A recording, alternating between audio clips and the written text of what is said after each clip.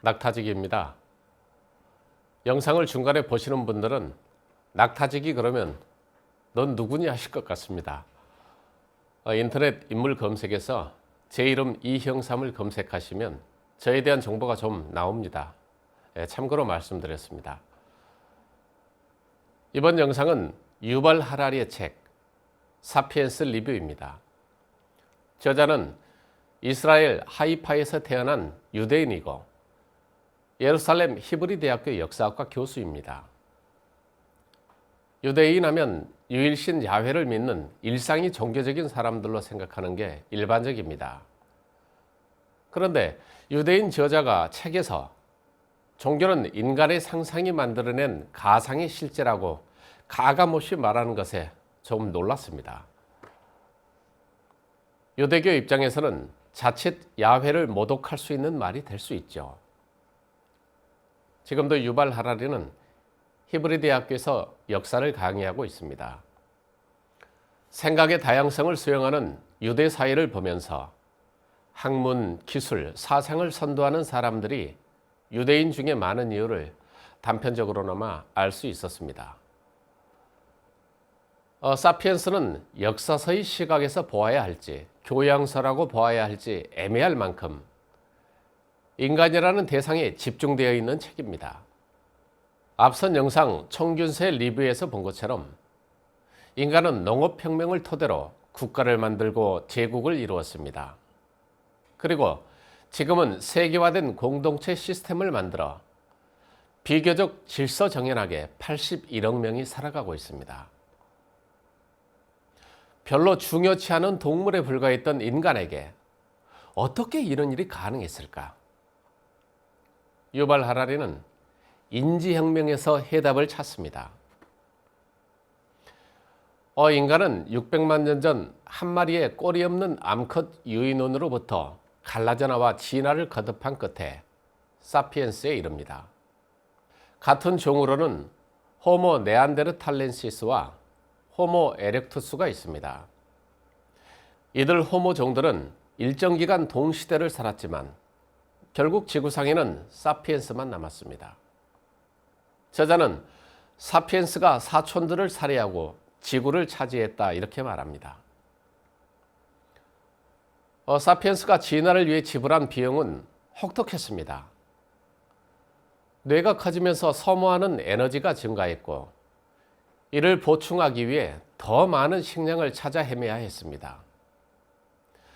직립보행을 하게 되면서 사냥감이나 적을 찾기가 쉬워지고 도구를 만들기 용이해졌지만 여성들의 엉덩이와 산도가 좁아지면서 머리가 커진 아이들을 출산하다가 목숨을 잃는 일이 빈번했습니다. 그래서 태어나자마자 걸어다니는 동물들과 달리 인간은 머리 크기가 작을 때 미성숙 상태에서 출산하는 방식으로 진화했고 그렇게 태어난 아이는 어른들이 여러 해 동안 부양하고 가르쳐야 했습니다. 이는 사피엔스의 뛰어난 사회적 능력을 부추겼으며 같은 무리를 묶어주는 사회적 협력의 방식으로 발전해 갑니다. 사회적 협력은 정보를 교환할 수 있어야 가능합니다. 사피엔스는 점차 정밀하게 정보를 주고받는 말하는 인간으로 진화해 갑니다. 그리고 말하는 사피엔스는 이제 허구를 만들어내는 능력에 이르게 됩니다. 사자가 온다 다들 피해 라고 말하는 데서 나아가 사자는 우리 종족의 수호령이야 라고 말할 수 있게 된 것입니다. 저자는 허구를 만들어내는 능력이야말로 사피엔스의 가장 독특한 측면이라고 해석합니다. 허구의 말하기 능력 덕분에 사피엔스는 단순한 상상을 넘어 집단적으로 상상할 수 있게 된 것이죠. 수백, 수천, 수억 명을 하나의 사회적 네트워크로 묶어 국가를 만들고 제국을 건설하기 위해서는 집단적 상상력이 없이는 불가능합니다. 인간의 대규모 협력은 모두가 공통의 허구적 상상에 뿌리를 두고 있습니다. 국가는 공통의 신화, 종교는 공통의 종교적 신화를 가지고 있습니다. 그래서 모르는 사람들이 기꺼이 전쟁터에 뛰어들어 협력하고 같은 신을 위해 기금을 모아 병원을 설립할 수 있습니다. 인권과 정의라는 관념적 상상에서 사법 체계는 유지되고 돈과 회사라는 가상의 실제 덕분에 경제라는 사회적 구성물이 유지됩니다.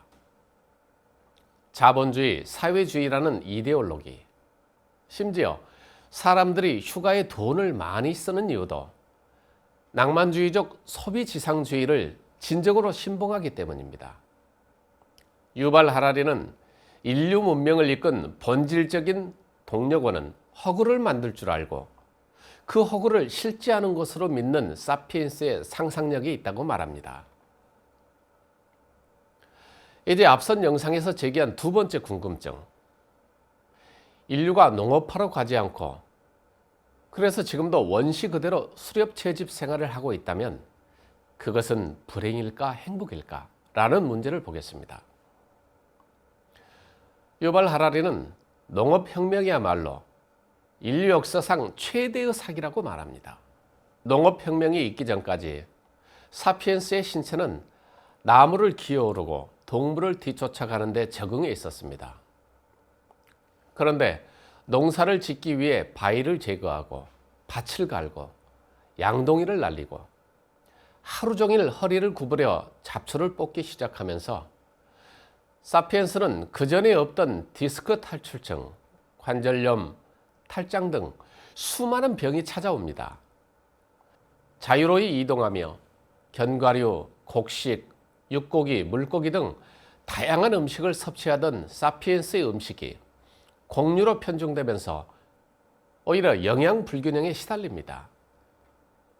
먹거리에 대한 경쟁이 생기면 수렵 채집 시절에는 다른 곳으로 옮겨가면 그만이었지만 이제는 물러설 수가 없으니 경작지를 놓고 불화와 대립, 경쟁이 격해지기 시작합니다.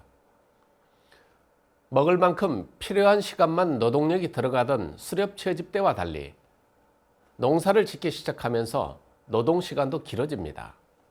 식량의 총량이 늘어난 것은 맞지만 그렇다고 늘어난 식량 생산이 곧 더 나은 식사나 더 많은 여유 시간을 의미하지는 않았죠.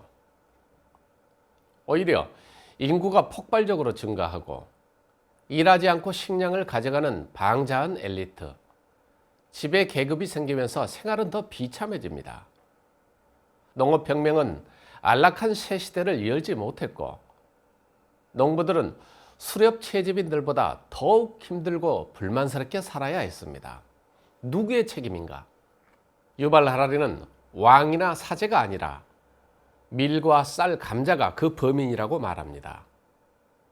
사피엔스가 그들을 길들인 게 아니라 그들이 사피엔스를 길들였다고 봅니다.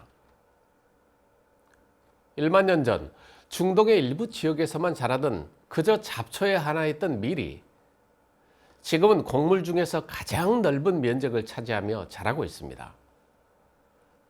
생존과 번식이라는 진화 기준에서 보면 밀은 사피엔스 덕분에 역사상 가장 성공한 식물이 되었습니다. 밀이 사피엔스를 조종한 결과로밖에 보이지 않습니다.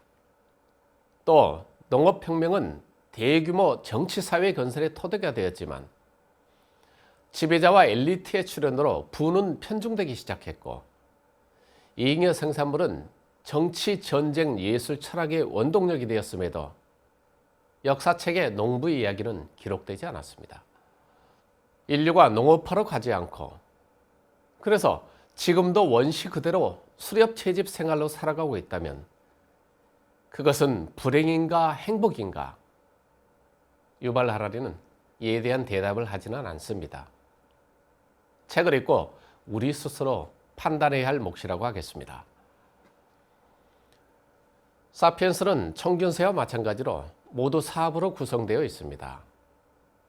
지금까지의 리뷰 내용은 그중 1부, 2부에서 기술하고 있는 내용들입니다. 3부 인류의 통합에서는 인류 역사는 끊임없이 통합을 추구하는 방향으로 진행되어 왔다고 분석하면서 상상이 만든 가상의 실제가 이를 더욱 통합의 방향으로 가속화시킬 수 있다는 예측을 담고 있습니다. 사부 과학혁명은 다양한 주제의 섹션으로 구성되어 있는데 읽다 보면 특히 생체공학적 생명체로서 미래 사피엔스의 유전적 형질과 불사에 대해 진지한 고민을 하게 합니다. 지금까지 인류 사이가 부자와 가난한 사람이 뒤섞여 평화롭게 공존할 수 있었던 이유는 인간은 누구나 공평하게 부자나 가난한 사람이나 수명을 다하면 죽는다는 자명한 명제가 있었기 때문입니다. 그런데 발전한 의학기술로 그 명제가 깨지면 지금처럼 인류가 질서 있는 공동체를 유지할 수 있을까? 신의 영역으로 여겼던 유전자 시스템을 이제 사피엔스가 조종하면 종교의 발걸음은 어디로 향할 것인가? 여러분도 진지하게 생각해 보시기 바랍니다.